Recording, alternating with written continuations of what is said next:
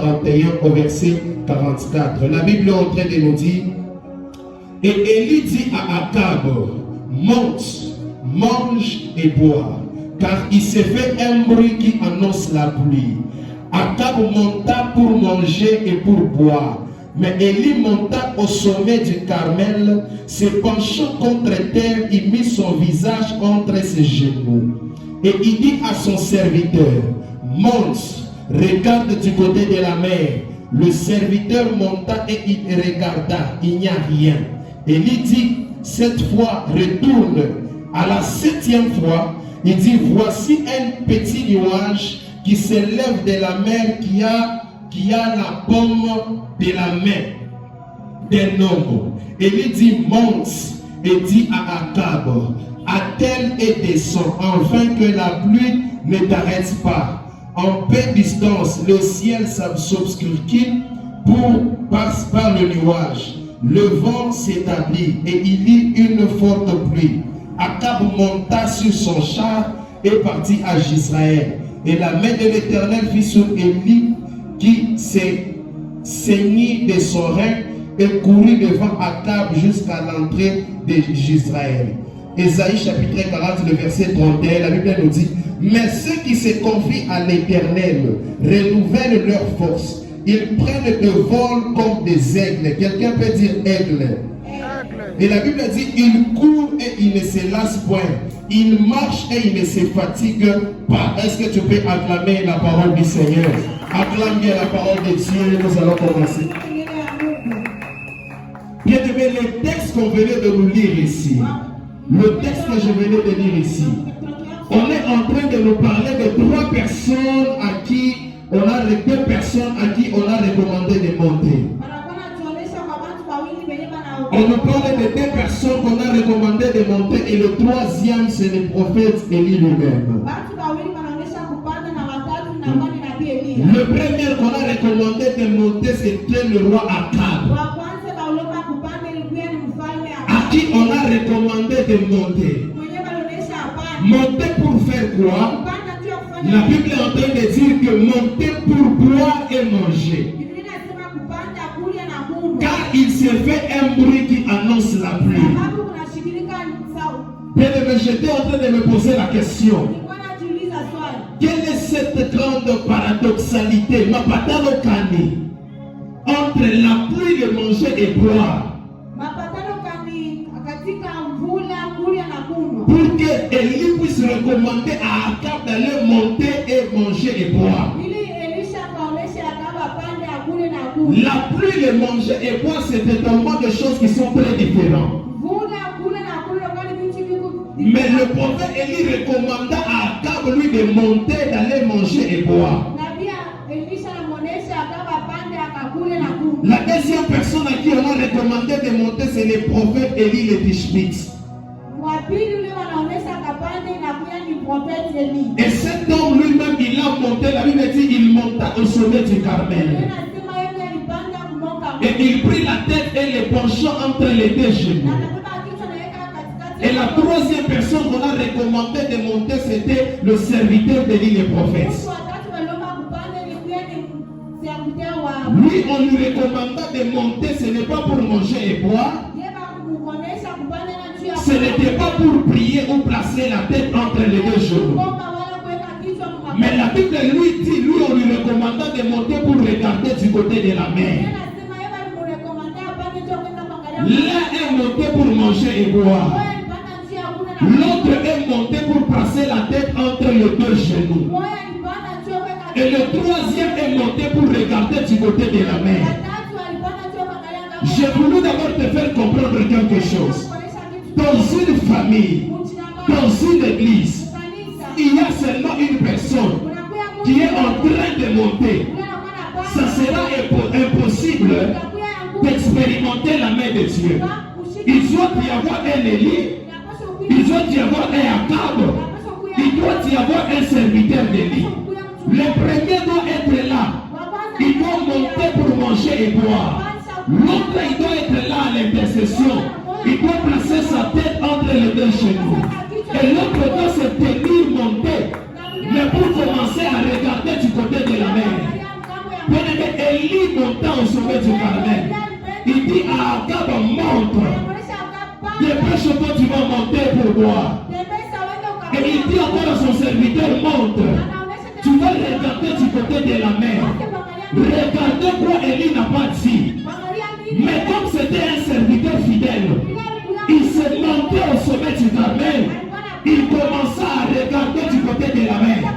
Et la Bible était en train de dire qu'il était arrivé dans ce niveau. Il est monté pour la première fois, il n'a rien vu. Il est monté pour la deuxième fois, il n'a rien vu. Il est monté pour la troisième fois, il n'a rien vu.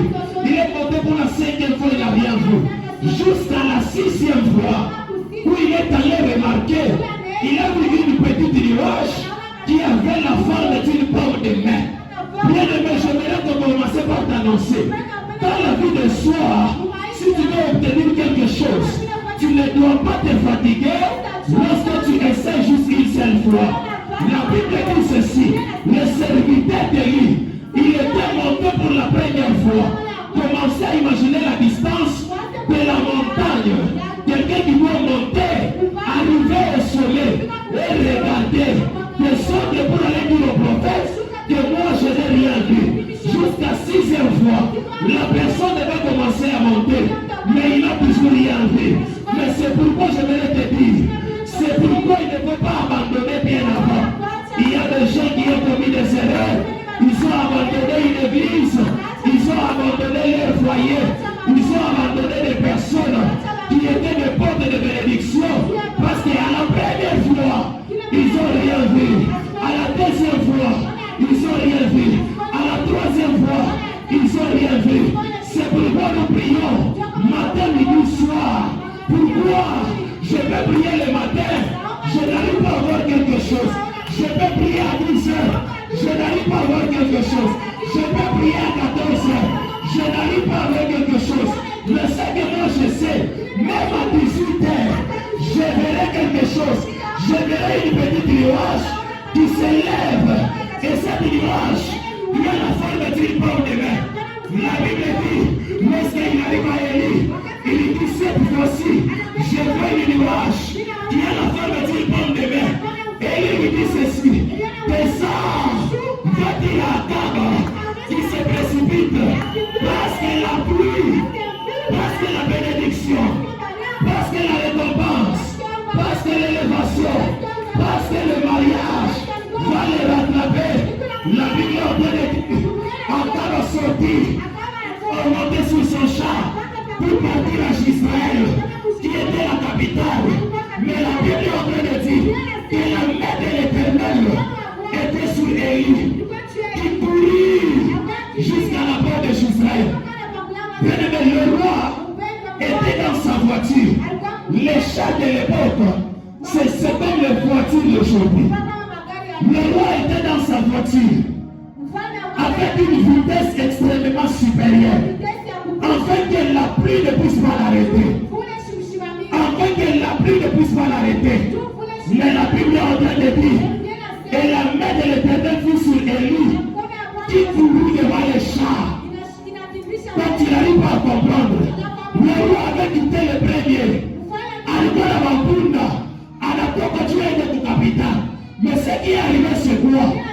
Élie, lui, il n'avait pas de voiture, il n'avait pas de moto, il n'avait pas de vélo, il n'avait pas de petit tas. Mais la Bible est en train de dire, la main de Dieu était sur Élie, qui courit devant Akab. Akab était sorti le premier, avec le char. Mais la main de Dieu était sur Élie. Il courut jusqu'à la porte d'Israël. Et Élie arriva avant Akab. C'est pour te dire quoi? Laisse que les gens puissent utiliser tous les mécanismes pour arriver à la bénédiction, pour arriver à l'élévation. Mais toi, tu ne vas pas marcher, tu vas courir, tu ne vas pas courir, tu vas voler. Bien-aimé, toi, était dans le champ, mais pour Israël, à chaque fois lorsque le roi vit arriver à Israël, il trouva Élie en train de l'accueillir. Élie était déjà arrivé le premier, mais c'est le roi qui avait déjà quitté. Mais Élie ne pouvait pas bouger. serviteur lui avait dit, je vois une nuage. Et cette nuage, ça a la forme d'une pomme de main. Le nuage qui avait la forme d'une forme de main, c'était la main de Dieu. Élie ne pouvait pas bouger s'il n'était pas sûr que la main de Dieu était avec lui. Mais je t'invite aujourd'hui, tu peux tout perdre dans la vie, mais ne perds jamais la main de Dieu dans ta vie. Et la main de Dieu s'est élevée. Et la Bible dit qu'il courut jusqu'à l'entrée de Israël. Et Élie arriva le premier jusqu'à Israël. La première prophétie que je vais te donner, les gens vont à partir devant toi. Les gens vont aller au mariage devant toi. Les gens vont payer des parcelles de maison avant toi. Mais pour toi, ça sera comme le prophète Élie. Toi, tu vas voler. Tu vas arriver. Malgré qu'ils ont commencé les premiers. Mais toi, tu vas arriver les premiers. Pourquoi? Parce que la main de Dieu sera avec toi. Mais la main de Dieu, c'est comme la main d'un homme. La main de Dieu aussi le doigt. C'est pourquoi en Égypte, lorsqu'il y a eu des plaies, le magicien de Pharaon dit, ce que nous sommes en train de voir, c'est le doigt de l'Éternel. Le doigt a frappé l'Égypte. Des plaies. Maintenant toi, tu n'as pas seulement le doigt, mais toi tu as la main de Dieu. Comme tu as la main de Dieu, tu ne vas pas marcher, mais toi tu vas voler. Esaïe est en train de dire, mais ceux qui se confient à l'Éternel, Dieu renouvelle leur force. Ils ne marchent pas, ils ne courent pas, mais la Bible dit, ils prennent de l'envol comme des aigles. Un aigle, il n'a pas besoin de pattes, il n'a pas besoin de bêtes pour prendre de l'envol. Lui seulement, il a besoin de l'air. Toi, mon Dieu, tu as besoin de la main de Dieu. Toi, tu ne vas pas marcher, toi, tu ne vas pas courir, toi, tu vas voler. C'est pourquoi je vais te dire, laisse les gens avancer, laisse les gens partir avant toi. Parce que toi, là, tu vas voler au nom de Jésus. Et la première personne qui me dit Amen, que la grâce de notre Père puisse commencer à nous faire voler au nom de Jésus. Tu ne vas pas écouter. Je t'ai en train de dire la première personne qui me dit un amen convaincant. Laisse que l'Esprit de Dieu puisse le faire voler. Là où il est, il ne va pas forcer des choses. Ce que moi j'aime, c'est quoi? Le roi, il a utilisé les instruments et les mécanismes qui étaient de ce monde. Il a pris le char pour partir à Israël. Mais nous, on n'a pas besoin des mécanismes de ce monde. On n'a pas besoin de la connaissance de l'oncle. On n'a pas besoin que la tante soit là pour que je sois marié. On n'a pas besoin que l'oncle soit là pour que je trouve le mariage. C'est que moi, dès que je sais, on a besoin seulement de la main de Dieu. Et la Bible en train de dire, lorsque la main s'est levée du côté de la mer, Élie était capable de voler, de quitter là où il est, sans moto, sans petit tas, sans voiture, d'arriver le premier. C'est pourquoi j'aime beaucoup la Bible est en train de nous dire que ceci, que vous n'avez pas à lutter, que vous n'avez pas à combattre. Pourquoi? Parce que le premier, le dernier sera le premier. Bien-aimé, tu sortiras le dernier, mais tu arriveras le premier. Avec l'onction de notre Père, je décrète et je déclare, à dater de la prière d'aujourd'hui, tu vas voler, tu vas monter plus haut. Tu n'as pas besoin de la connaissance de ton oncle, comme la main de Dieu est déjà sur notre Père. Et les gens dans cette église, nous on va voler. Tout le monde va comprendre. Mais ne pas les mots mwingine. Il faut faire 10 ans. Tu vas t'afficher mon résultat mon frère. Si toi tu as la main de Dieu, tu n'as pas besoin de ces 10 ans. Tu as besoin de même de 6 mois. 6 mois c'est beaucoup, tu as besoin de 3 semaines. J'ai dit même 3 semaines, c'est beaucoup, tu as besoin de 3 jours. 3 jours, c'est beaucoup, tu as besoin d'une journée. Une journée, c'est beaucoup, tu as besoin d'une heure. Une heure, c'est beaucoup, tu as besoin d'une minute. Une minute, c'est beaucoup, tu as besoin d'une seconde. Pour que tu puisses voler et arriver avant la personne qui a pratiqué les choses de ce monde. C'est pourquoi je voudrais te rassurer que toi, tel que tu es, cherche la main de Dieu dans ta vie. Cherche la main de Dieu dans ta vie. Aujourd'hui, la prière d'aujourd'hui, tu vas chercher la main de Dieu. Lorsque la main de Dieu est sur moi, j'aime beaucoup David. C'est Dieu qui est en train de dire dans Psaume. Dans Psaume, la Bible est en train de nous dire ceci. Que mon serviteur David, pas ennemi mamie qui va dans la route pour aller tuer David. Mais j'aime la Bible est en train de dire que David tel qu'il est là-bas, il ne mourra pas, il vivra. Pourquoi mon bras le soutiendra? Mkono yangu itamubamba. Donc lorsque tu as la main de Dieu, même quand on fait toutes sortes de complots, même quand les ennemis, il vient à droite, il vient à gauche, ça sera le psaume 91 qui dit que il tombe à ma gauche et qu'il à ma droite. Si j'ai la main de Dieu, aujourd'hui, il y a quelqu'un qui peut désirer la main de Dieu. Est-ce qu'il y a quelqu'un qui veut la main de Dieu dans sa vie? Que la main de Dieu puisse commencer maintenant à agir à partir de cette prière dans ta vie au nom de Jésus-Christ. Donc la main de Dieu puisse commencer à agir dans ta vie au nom de Jésus-Christ de Nazareth. Oh Jésus, je vais lire le psaume. Psaume. Yes.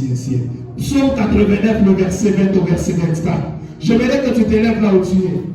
Lorsque moi je lis, la prière a déjà commencé. Toi tu vas commencer à répondre par Amen. Si tu as ta Bible, ouvre ta Bible et nous allons commencer à prier ensemble avec le psaume. Moi je lis. Si je dis par exemple, la main te soutiendra. Toi tu dis Amen. Nous allons déclarer, nous allons prier avec le psaume. Psaume 89, le verset 20 au verset 24. Psaume 89, le verset 20 au verset 24. Psaume 89, le verset 20 au verset 24. La Bible est en train de dire, ma main le soutiendra. Bien-aimé, Amen, il y a quoi il continue. Bien-aimé, la Bible dit, ma main te soutiendra. Bien-aimé, Amen, il y a quoi il y a mon niveau, il y a kuleta mkono Mungu ingie ndani ya maisha yako. Bien-aimé, lorsque tu dis Amen, tu reçois et les choses commencent à se passer. Amen. Psaume 89, le verset 20 au verset 24. Ma main le soutiendra. Mon bras le fortifiera. L'ennemi ne le surprendra pas. Et le méchant ne l'opprimera pas. J'écraserai devant lui ses adversaires. Et je frapperai ceux qui les haïssent. Mais les kuko bangu wengine wakomprendre chuma nikuonyeshe mswahili. Asema mkono yangu itakuwa kwa maisha yake. Oh Jésus. Asema adui ashita kumupokelea na kumupamba. My God. Watu wabaya abasta mukanyanga. Asema mita ponda yaya. Ponda mbele. Asema j'écraserai devant lui ses adversaires. Nous allons commencer. Notre dimension, nous commençons la prière. Ma main te soutiendra. Et mon bras te fortifiera. L'ennemi ne te surprendra pas. Les méchants ne te